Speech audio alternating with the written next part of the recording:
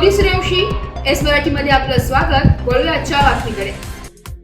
लासलगाव येथे संत शिरोमणी रोहिदास महाराज जयंती साजरी। लासलगाव येथे चर्मकार समाज मंडळाच्या वतीने संत शिरोमणी रोहिदास महाराज जयंती उत्सव सोहळा श्रीराम मंदिर येथे भक्तिपूर्ण वातावरणात संपन्न झालाय।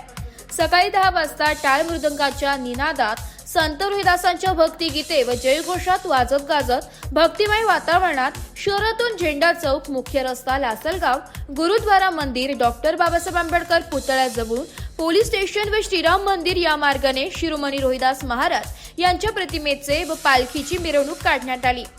या प्रसंगी हरिभक्त परायण निलेश महाराज पवार यांचे संत रोहिदास महाराज जीवन चरित्रावर प्रवचन संपन्न झाले। गणेश उत्तमराव घोलप यांनी महाप्रसादाचे आयोजन केले होते।